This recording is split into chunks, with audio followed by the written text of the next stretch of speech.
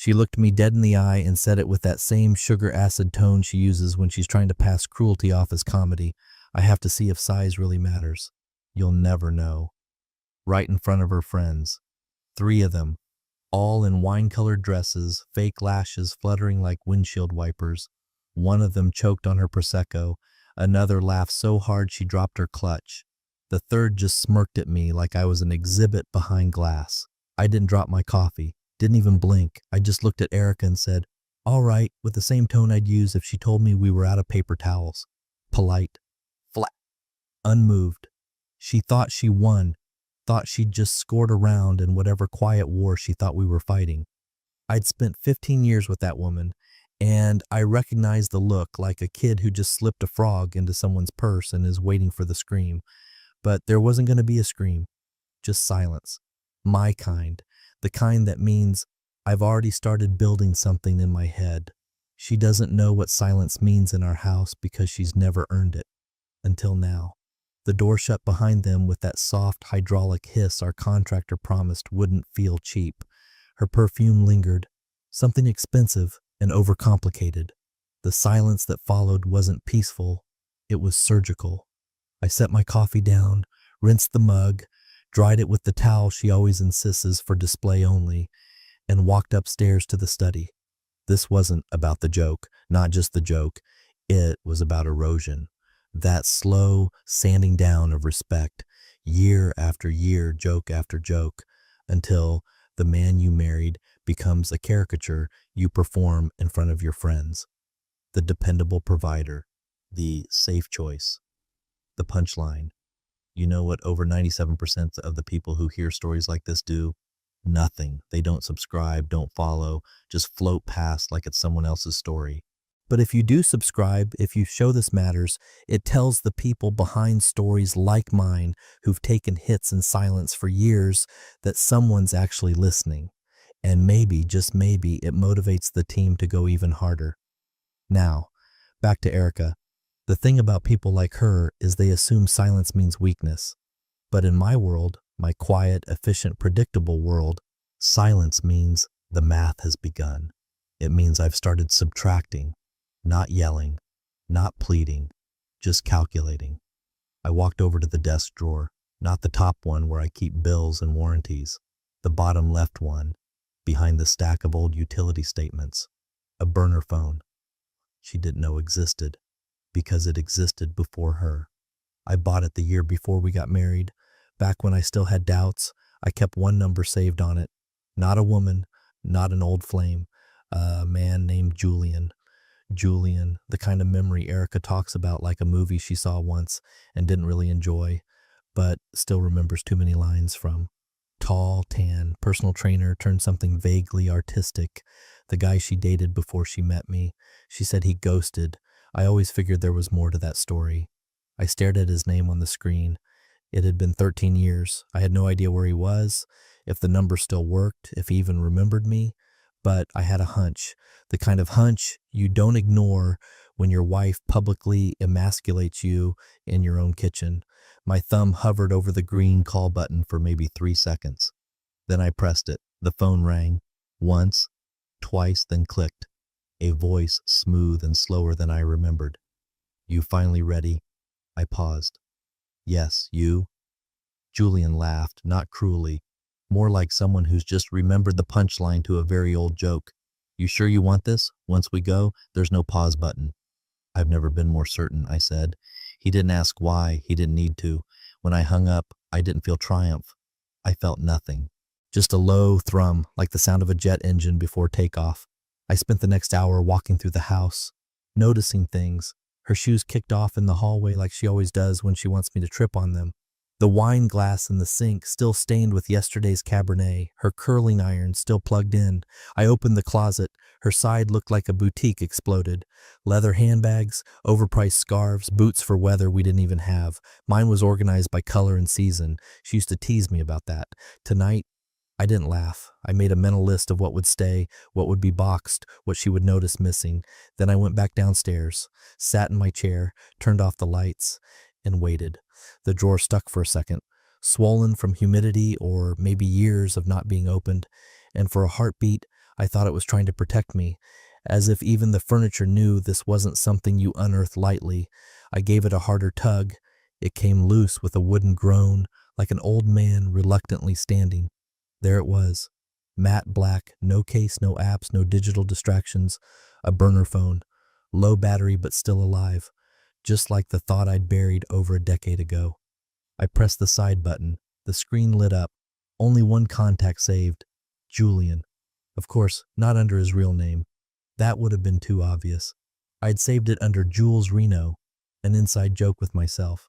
Erica once told me he tried to become a painter after they split, said it with a laugh like he was some pathetic cliche. That always stuck with me, the venom in it. She never hated someone she didn't still think about.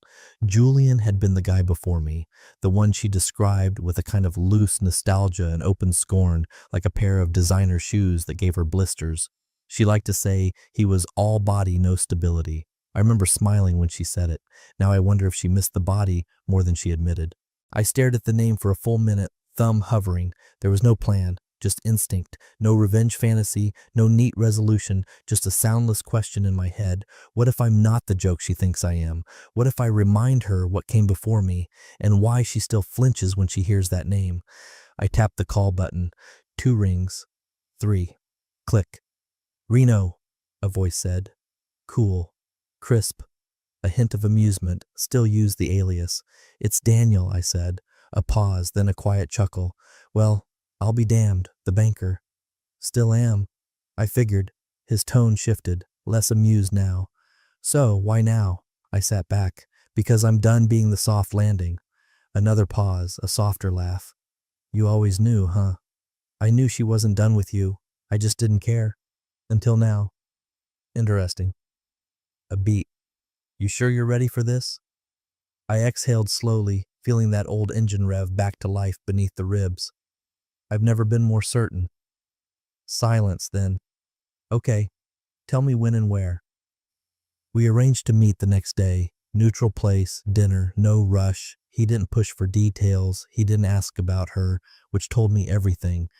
Julian had stayed gone for a reason, but he hadn't moved on. He'd just gone quiet. I could work with that. After we hung up, I did something I hadn't done in years. I stood in front of the mirror in our bedroom. Her mirror, the ornate antique she'd rescued from a vintage shop and never let me touch. I looked at myself. I wasn't the man she married. 15 years in a job that drained me, 15 more pounds around the middle, 15 fewer jokes in my mouth. But I wasn't broken. I wasn't small. I was awake. I walked to the closet, opened the drawer where she kept the keepsake box. Her old letters, birthday cards, photos from before we met. I found it at the bottom. A Polaroid.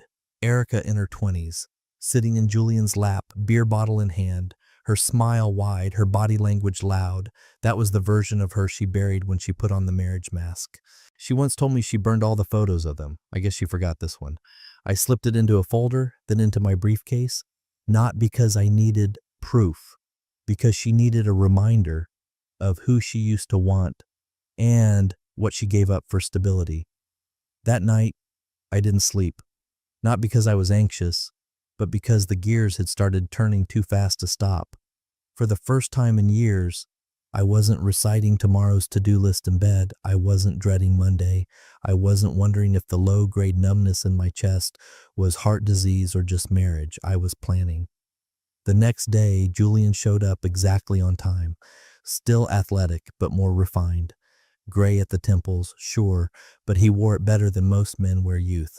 He shook my hand.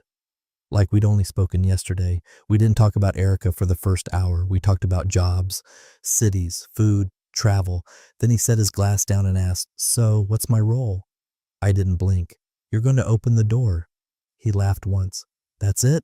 I smiled. "That's everything." Monday morning, she texted me a photo of her view. Floor-to-ceiling windows looking out over the skyline, mimosas in one hand, legs draped over a white leather couch. The caption read, "Mommy off duty, city's mine for the week." I replied with a thumbs-up emoji. She sent it from our shared iCloud account, not realizing that after that iOS update last December, I mirrored her backups. All her photos, messages, videos synced to an old iPad she thought I'd sold. She never asked where it went. That's Erica. Grand on stage, sloppy backstage. By noon, there were 5 new uploads in the shared folder. Bathrobe selfies, close-ups of cocktails with tasteless hashtags, a boomerang of her heels slipping off while some blurry man's hand hovered near her thigh. Nothing explicit, just curated chaos, just enough innuendo to suggest she still had it and didn't mind who knew. The one that sealed it came Tuesday, her friends at a rooftop bar all lined up with their middle fingers raised. Erica was in the middle, her caption scrawled across the screen in pink script, "Size might matter after all." No location tag, no names, just the implication. And she thought I'd be home packing lunches and pretending not to see it. Instead, I made 2 calls. First, my contractor, Sam. "Hey, you still do smart home upgrades?" "Sure thing, Daniel. You finally ditching that busted lock system?" "Yeah, I want keypads installed by Friday, code entry, custom access levels, and wipe the old system, like it never existed." "You got it. Want facial recognition too?" "No," I said. "I want her to try a key and fail." Second call. My attorney, Allison. Dry voice, vicious mind. She'd drawn up our post-nup 3 years ago after Erica's emotional affair with a coworker almost landed her name in a harassment complaint. I'd offered counseling. Erica offered excuses. We compromised. With ink, I told Allison to prepare execution clauses. We were activating the predefined humiliation clause. Yes, that's the real term in the doc. Any public behavior that could be interpreted as infidelity or deliberate harm to shared reputation. Triggered asset freeze. Divorce proceedings shift to default in my favor. No alimony, no shared property, only what's provably hers. Allison asked, "Do you have evidence?" "I will," I said, "before Sunday." She simply replied, "Noted." Later that evening, I took Julian to dinner at a steakhouse Erica once banned me from because leather booths feel tacky. He ordered a scotch. I drank water. He didn't bring her up, but I knew he was waiting. I handed him a copy of the post-nup clause and the new keypad code. "You'll be staying at the house Thursday through Sunday.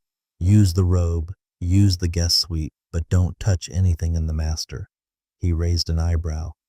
"You sure you're not trying to get us killed?" "She won't be violent. Just humiliated. She always did have a flair for performance," he muttered, reading the clause. "What's the play?" "You answer the door when she comes home." "That's it." He looked up. "You don't want me to escalate?" "No," I said. "I want her to see that I didn't need to compete. Just replace her fantasy with a reflection." That night, while Erica sent boomerangs of her feet clinking wine glasses, I boxed up the photos in our bedroom. The wedding album. The anniversary trip to Vancouver she pretended to enjoy. The framed picture of our first apartment with the $2 bottle of champagne and the box fan in the window. I didn't burn them. I vacuum sealed them, put them in the attic under a label she'd never touch. Daniel's old tax docs. Then I stripped our closet of her side. Shoes in labeled bins. Dresses in plastic wrap. The shelf where she kept her perfumes now stood bare except for one item. A sticky note centered and square. It read, "Size matters less than presence. Let her interpret that however she wants." While she staged her freedom online, I staged the exit, replaced our bed sheets, put fresh towels in the guest bath, deleted her biometric access from the smart thermostat and garage opener. The house was learning to forget her. She posted a story Friday night from a dimly lit room, candlelight, jazz in the background, a wrist with a man's watch tapping the edge of her wine glass. No faces, just tension. She captioned it, "Nothing stays the same, thank God." I smiled. Not out of pain, out of precision. Because she was right. Nothing was going to stay the same. Especially not her place in it. Saturday morning, I woke early. No alarm. Just the internal buzz of someone whose plan has finally clicked into gear. The house was still. Morning light bled through the sheer curtains. Her curtains, embroidered, overpriced, selected after 27 sample swatches. I brewed coffee in silence. No music, no news. Just the hum of the refrigerator and the slow drip of the Keurig she always hated but tolerated because I preferred simplicity over her pour-over ritual. Then I opened the bedroom closet and stared at the division we'd silently maintained for 15 years. Her side. Cluttered, curated chaos, layers of textures, color-coded hangers, boots nested in baskets, my side, pressed shirts, folded polos, belt rack aligned by frequency of use. I started with her jewelry tray, not the real stuff. Those were in the safe and she rarely wore them. No, this was the day-to-day vanity collection. Gold hoops, chunky bangles, charm necklaces from places she pretended to remember. I wrapped each piece in tissue, sealed them in a zip pouch, and carried them to the guest room. Next, the perfume stand. A glass rotating tray with 12 bottles, all half used, all with names like Whispered Secrets and Monaco Silk. I moved them one by one, careful not to leave fingerprints. The last thing I moved was the little velvet pouch with a spritz sample of Julian Black No. 9. I didn't even know they still made that. She'd kept it, buried behind her makeup brush jar. I didn't toss it. I placed it dead center on the guest dresser, not as a threat, just context. Then came the clothes. It took 3 hours. I used gloved hands in an even rhythm. Garment bag after garment bag, labeled and zipped, no wrinkles, no scent, the way I would pack for a client, not a wife. The bed was next. I stripped the sheets. She loved high thread count Egyptian cotton that never made it past the second wash before pilling. I replaced them with a brand new set, cool gray, matte, no embroidery, a hotel bed basically. I folded her monogram bathrobe and placed it in the laundry hamper. Then I went to the drawer in my study where the new keys were waiting. 2 copies, one for me, one for Julian. He arrived around 4 p.m. wearing jeans, a leather duffel over his shoulder, casual, intentional. He didn't ask for a tour. He already knew the layout. He walked straight to the guest room, set down his bag, and sat on the edge of the bed like someone checking for creaks. There weren't any. I made sure of it. I brought my own shampoo, he said. I nodded. Bathroom stocked. You're good. We didn't talk for a while. I grilled steaks. He helped without asking. Set the table, poured drinks, like we were old college buddies catching up. Except we weren't. We were 2 men who'd shared a woman at very different points in her timeline, and were now writing the footnote together. Over dinner, he finally asked, "What happens when she walks in and sees me?" "You don't have to say anything, just open the door." He chewed, swallowed. "And after?" "Whatever happens," I said. "She's going to think about it every time she posts a photo again, every time she flirts for laughs, every time she pretends that nothing leaves a mark." He nodded. "She once told me I was the mistake that taught her to settle." I poured him another drink. "And I was the settlement." Later that night, I handed him the robe, the one she bought me for our 10th anniversary, black with a satin collar, her initials stitched inside the sleeve. She thought I never wore it because I didn't like it. The truth? It smelled like her perfume for 6 months and I couldn't stomach it. Julian looked at the monogram. "You sure?" I nodded. "She'll recognize it from the stairs. That's important." He didn't argue. He folded it over his arm and went to shower. Before bed, I left a note on the hall table weighted down with a small smooth stone from our trip to Oregon. It simply said, "Open the door when she gets home." There was no signature, just the weight of finality. I slept soundly for the first time in months. No replaying old arguments, no mental rehearsals of impossible conversations, just the cold clarity of action taken. Down the hall, in the room she once refused to let me repaint because guest spaces reflect our character, another man slept. In her house, on fresh linens, wearing the robe she bought me to make a point, the house didn't feel haunted anymore. It felt clean, rearranged, ready, and she had no idea. The Uber pulled up just before midnight. The driver didn't get out, just popped the trunk and let the city lights do the rest. Erica stepped onto the driveway like she was floating, wine buzz still softening the edges of her posture, hair tousled just enough to say effortless, makeup slightly worn from too much laughter and too little care. She stood there a second, holding her phone like a mirror, taking a selfie with the porch light glowing behind her. Captioned, "Back to the castle. Hope the king's still awake." She tapped the screen and giggled. Somewhere in her mind, she imagined me still inside, probably on the couch in sweatpants, eating leftovers, grateful she was back, ready to pretend the week of spa selfies and girls-only hints meant nothing, ready to resume the illusion. She didn't notice the absence right away. The quiet hum of the smart lock system wasn't there. She tried the key, it didn't fit. Confused, she tried again, harder this time, jiggling the lock like maybe it was jammed. And then the door opened from the inside, not wide, just enough. Julian stood there, clean shaven, crisp, calm, in my robe, the one she bought, the one she used to insist I wear for her pleasure, the one I'd never worn in front of her. Erica froze, the kind of freeze you feel in the bones. She dropped her purse and fumbled it before it hit the ground. Julian? He nodded once. No smile, no anger, just presence. I thought you, she stammered. What? What are you doing here? He stepped slightly to the side. He said you should see if size really matters, he said evenly. Her face blanched. All the wine in her bloodstream evaporated. Behind him, the house was perfectly lit.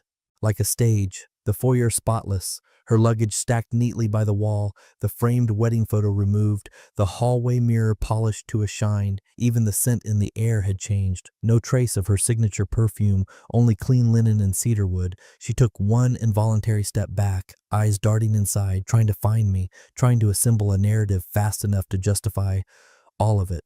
Julian didn't move. He didn't threaten. He didn't gesture. He just stood there, still, like a lighthouse on the rocks, letting her wreck herself. She tried again. Is Daniel here? He didn't answer. What is this? Her voice rose, sharp now. Some kind of joke? Julian finally spoke again, soft but surgical. Not a joke, just clarity. Her face twisted, into confusion first, then something else. Recognition. The kind that spreads slowly as the pieces start falling into place. The phone in her hand buzzed. A system alert. New access profile installed. Erica, removed from household permissions. She stared at it like it had called her by name. And then she looked up at him. Really looked. Her ex, the man she once described as the fire that made me settle for warmth. Standing in the house she'd claimed as her kingdom. Wearing the robe she bought for another man, under lights she didn't turn on, next to bags she didn't pack. The front porch felt suddenly small, cold, foreign. Her eyes welled up, not with tears, but with something worse, delayed comprehension. The door began to close. Julian, wait, she tried, but he said nothing more. Just one slow motion, his hand, pressing the latch shut. The deadbolt clicked. She stood outside, hands trembling, reaching for a narrative that didn't exist. No audience. No exit line. Inside, silence reigned, the kind that wasn't absence, but execution. In that moment, she realized something terrifying. She wasn't in the story anymore. She was the ending. She came back the next morning. This time, no Uber, no selfies. No wine in her bloodstream. Just fury wrapped in yesterday's clothes and panic barely concealed under designer sunglasses. She banged on the door until the new smart lock, recognizing her heat signature as unauthorized, didn't even bother to flash red. Julian didn't answer this time. She must have waited outside for almost 10 minutes before the side gate clicked. I'd left it unlocked, deliberately. Let her find a way in. Let her taste the hollow satisfaction of outsmarting a system that had already digested her and moved on. She came through the kitchen like a hurricane in last night's mascara, heels stabbing the tile, voice already raised. Daniel! No response. She stomped down the hallway straight to the study, where I sat, calmly, behind the desk. I didn't look up immediately. I wanted her to sit in it for a moment. The quiet, the subtle smell of fresh wood polish, the printer still warm from churning out the final copies. When I finally met her eyes, she didn't look like a wife. She looked like someone who'd just realized she was the only one who hadn't read the script. Why is he here? She hissed. No hello. No attempt at dignity. I didn't raise my voice, didn't even shift in my chair. Because you invited him, I said. You just didn't send the message directly. She blinked. That doesn't make any sense. He left my life years ago. Did he? I tilted my head. Or did you just keep dragging his ghost through our marriage so long that I decided to give it a body again? Her jaw tightened. You're insane. No, I said, pulling the folder from the stack. Just precise. I slid the folder across the desk to her. It landed softly like a verdict wrapped in linen. She didn't pick it up at first, just stared at it like it might burn her fingers. What is this? She demanded. Your exit agreement, I said. The post-nup you signed after that work trip to San Diego, remember? Her hand twitched. That was years ago. We talked about that. We moved past. No, I interrupted. You moved past it. I built a clause for it. Paragraph 6, humiliation via public conduct. The photos, the captions, the implication of infidelity, they qualify. Allison confirmed it last night. She finally opened the folder. The first page had her name. The second had the clause. The third had the list. Take what's legally in your name, nothing else. She flipped through fast at first, then slower. Her expression shifted in layers.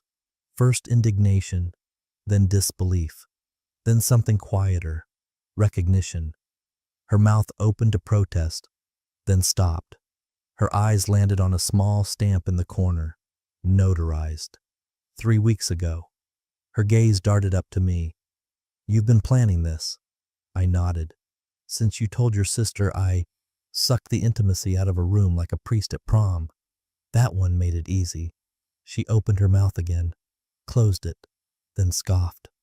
I'm not signing this. You can't just kick me out of my own life, Daniel. I stood, walked to the window.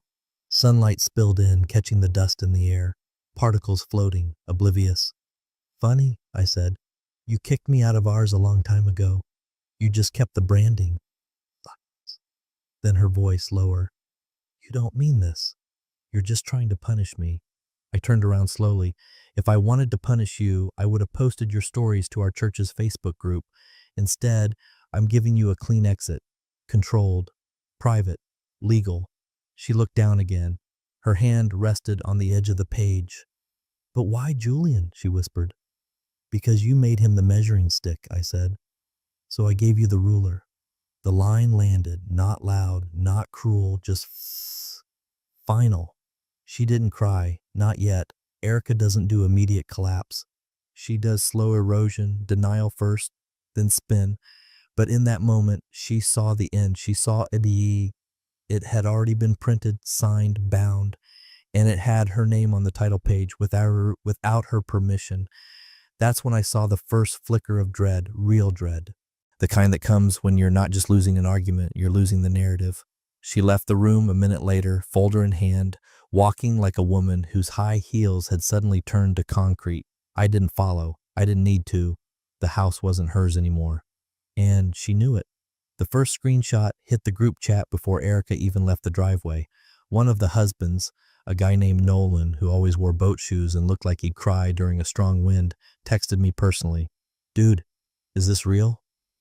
It was the boomerang of her heels on the bar counter with the caption, Mommy off duty. Let's test the theory. Size might matter after all. He followed it up with a screenshot of a group thread. Her friends had already started dissecting the implications. She actually posted this. She's not even trying to be subtle anymore. Is Daniel okay? I didn't reply. I never had to, because I'd planned for this exact moment when the online circus she called empowerment would finally circle back to bite. Allison, my attorney, had a phrase she liked to use: public consequences require public framing. So the framing had begun. Quietly, strategically, a packet of curated screenshots began circulating. Not from my number, of course. That would have looked desperate. No, my legal team had dummy emails and burner accounts for exactly this kind of accidental leak. Her captions, her geotags, her not-so-cryptic innuendos about freedom, exploration, and unmatched experiences, all carefully time-stamped, watermarked, and sent to the right inboxes. By Tuesday, the ripples turned to waves. Her sister called first, livid, out of breath, like she'd run up a moral hill she wasn't used to climbing. What were you thinking, Erica? She barked over speakerphone. Our parents follow you. Their church group follows you. And now your barefoot in a bar photos are being sent around with freaking Julian's name tagged in the comments. I could hear Erica stammering through a defense she didn't believe. I was kidding. It was just a joke. Daniel knows I was... No, her sister cut in. Daniel doesn't have to know anything anymore. Everyone else does. Click. That was call number 1. Call number 2 came from HR. Well, HR in her world meant the CEO's assistant, who'd once told me I smelled like generational wealth at a fundraiser. Hi, Erica, the voicemail began, syrupy and slow. We're going to place you on a brief image leave while things settle. No email access for now. We just need a little distance from, well, the heat. Image leave. Not suspension, not firing. Just corporate exile with glossy words and a security badge that no longer beeped. Her text to me changed tone that afternoon. Less clause, more confusion. Did you leak those? That's disgusting if you did. Then, this is harassment. Then, 2 hours later, please call me. I didn't. Not out of pettiness, out of professionalism. I had no comment, as they say. Later that evening, Julian texted me. You've got a fan club now. One of her friends just DM'd me. You still got it. I responded, block her. This isn't a reboot, it's a dismantling. Meanwhile, another fallout was quietly detonating. Nolan, the boat shoes guy, filed for divorce. Apparently his wife, Chelsea, had been one of the more vocal defenders of Erica's freedom phase, claimed women needed to reclaim wildness after marriage. Turns out, Chelsea had taken that reclamation to a coworker's hotel room during a team-building conference. Nolan had been suspicious. My screenshots helped him confirm. He thanked me. I never said, "You're welcome." I didn't need to. By Thursday, even Erica's lawyer, someone I had once seen scream at a barista for forgetting oat milk, was hedging. She left a voicemail. "Hi, Erica. Just got some additional material from opposing counsel. Listen, I need you to understand. This could get very messy. Your posts, your behavior, they're forming a narrative. And in family court, narrative is everything." Erica didn't post for the rest of the week. Her Instagram went dark. Her stories stopped. Even her LinkedIn, once a shrine to resilient corporate femininity, was quietly scrubbed of recent activity. The rug had been pulled, not by force, not with noise, just the soft surgical unraveling of reputation. When the scaffolding of performance collapses, she wasn't untouchable anymore. She was searchable. And every thread led straight to a truth she couldn't unpost. She waited until I left for the office. Knew my routine to the minute. Same route, same coffee stop, same parking spot in the garage under the building I no longer cared about. I knew she'd try something. Of course she would. Erica only retreats when she believes there's a better angle to re-enter from. She wasn't going to disappear quietly, not with her ego still gurgling in her throat like a dying animal. So she went to Julian. Not through the front door. She didn't have the code anymore. She waited at the park near the back entrance, knowing he jogged there each morning, same time. Earbuds in, music low, the arrogance of someone assuming her past still owed her attention. He saw her before she waved, didn't slow down, but she stood directly in his path. He stopped 2 feet in front of her, didn't take out his earbuds, just tapped one and raised an eyebrow like she was a stranger asking for directions. She didn't start with an apology, of course not. Erica opens with posture. "I didn't mean any of it," she said. "All the things I said, it was just a joke. You were just a joke between us." He didn't flinch, just slowly removed the bud from his ear and let it hang loose. "A joke?" he said. She pushed ahead. "You were always just that. An exaggeration. Some reckless phase, Daniel knew that. He just lost context." Julian smiled, slow and sad. "Then you should have kept me in the past." She stepped closer. Not threatening, not angry, but with that tilt in her hips and that softened tone, the one I used to fall for before I realized it was her emergency fire escape. "Look," she said, voice low now, just between them. "We're older. We're smarter. Things didn't have to end this way. Maybe we made each other feel things back then that scared us. Maybe it's worth exploring again, on our terms." She touched his wrist. It was a precise gesture, measured. She knew how to land it without seeming desperate, just enough contact to activate a muscle memory. Julian didn't pull back, didn't lean forward either. He looked at her fingers like they were unfamiliar. "Are you trying to seduce me?" he asked. Not amused, not aroused, just tired. She blinked. "I'm trying to remind you who we were. That chemistry doesn't just vanish, Julian." "No," he said. "It just dies when it gets dissected too many times." She let her hand linger. "I'm not asking for anything complicated." He finally stepped back, one pace, then another, and then he delivered the line I'd written without words. "He didn't ask me to sleep with you," Julian said. "He asked me to show you the door." She froze. "You think this is about revenge?" He continued. "Daniel's not a gladiator. He's a locksmith. You didn't hear him screaming because he was changing every lock behind you." She opened her mouth. Nothing came out. I used to be the reckless one, Julian said. The chaos. You made sure of that. Told everyone I was the reason you settled for safety. She looked away. I didn't mean. Yes, you did, he interrupted. Every word, every caption, every giggle. You just thought the man you buried under sarcasm and obligation would never get back up. But he did. And when he did, he didn't reach for a sword. He called me. Her voice cracked then, just slightly. So that's it? You just get to stand there, be smug? He shook his head. No, I get to leave, just like last time. But this time, you don't get to rewrite the story. She didn't follow him when he turned to jog away. She stood there, by the path, lips pressed into a line too thin for dignity and too late for damage control. And for the first time since the entire unraveling began, Erica faced something worse than exposure. She faced irrelevance. Because Julian hadn't come to reclaim her, he came to remind her she'd been let go. 2 weeks passed. Not long, but long enough for the house to stop smelling like her, for the quiet to stop feeling like a void and start sounding like freedom. The wine rack was rearranged. The throw pillows she bought because they were Instagrammable were boxed and sent to a donation center. The fridge looked less curated, more lived in, and the ring, my wedding ring, sat on the windowsill, sunlight catching its edges every morning as I sipped black coffee in silence. People talk. Always. But especially when the story changes without a memo. So when I was seen at Bell and Alder, that overpriced restaurant she used to bully me into for anniversaries, the narrative caught fire. I wasn't alone. She was elegant, not overly done, not trying to shimmer under low lighting. She didn't talk to fill space. She listened, laughed once, not too loud, not performative. When the waiter asked if we were celebrating anything, she just smiled and said, continuity. No photos were taken, no hands were held across the table, no dramatic re-entry into dating life, just two adults, talking, sharing, eating. But in Erica's world, silence is threat. A smile without her name in it, blasphemy.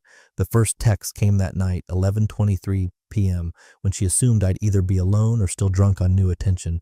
So you're replacing me now? I didn't reply. 20 minutes later, you could have at least had the balls to tell me. An hour after that, she looked boring. Congrats. I turned off notifications. The next morning, I left the house early, dropped off a small box at the post office, priority delivery, no return address. It arrived at her apartment the next day. I knew she'd open it in her kitchen, the one she decorated like a Pinterest shrine and used twice a week. I knew the sight of the label, written in my handwriting, would ignite both dread and hope. She'd think maybe it was an olive branch, a letter, a plea, maybe a watch she left behind, or a hoodie still carrying her scent. But it wasn't. Inside was her old wedding ring, not mine, hers. The one she insisted on getting reset 3 years in, claiming the original setting made her finger look stubby. The one she said she loved until she saw Megan's upgraded diamond at brunch. The one she tossed in the sink during a fight and told me to recycle if you're such a minimalist. I had kept it, quietly, in a small box labeled Misk kitchen drawer next to batteries and curtain clips. On top of the velvet ring box was a single yellow sticky note. Nothing dramatic, no florid handwriting, just 7 words, printed in all caps. You said I'd never know, I always did. That was it, no signature, no closure, just a fact. Some things don't end in confrontation, some things don't need monologues or table flips or a final slap. Some things just end. She didn't respond. Not right away. 3 days later, a friend of hers, Angela, the one with the fake laughter and the real estate license, texted me out of nowhere. Cold, she wrote. I replied, accurate.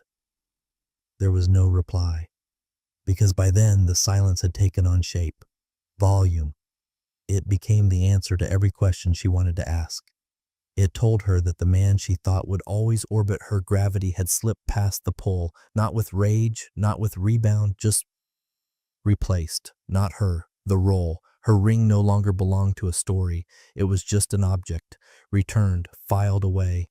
And so was she. It had been 3 months. Long enough for the gossip to slow down but not die. Long enough for her inbox to go cold, her DMs to dry up, her curated online persona to flake at the edges. The kind of long that made her confront silence, not as peace but as punishment. She wasn't homeless, not destitute. The apartment was fine, small, sterile, and temporary in every way she hated. A short lease, furniture that didn't match her mood boards, neighbors who didn't know her name, no smart mirrors, no walk-in closet, just space and time, and a daily reminder that her old life wasn't on pause. It had ended, quietly, without her consent. She walked by the old house that night, by accident. That's what she told herself anyway. A shortcut after overpriced sushi, a nostalgic detour. Maybe she thought she'd just glance, just enough to feel something other than the soft, sick emptiness that had been growing louder each week. But when she saw the cars outside, familiar plates, people from a past she thought would grieve her, she slowed. The lights were on, not dimmed like Daniel used to keep them, but warm, bright, a new glow through the windows, golden and unapologetic. She heard laughter, not forced chuckles or performative hosting, real warmth. Through the bay window, she saw him, Daniel. He stood near the kitchen island, a glass in one hand, gesturing mid-story. He looked lighter, not younger, just unburdened, like someone who'd stopped carrying an identity that wasn't his. The woman next to him wasn't clinging, wasn't the center of attention. She listened, laughing at the right beats, her hand resting casually on the counter. Not a replacement, not a performance, just present.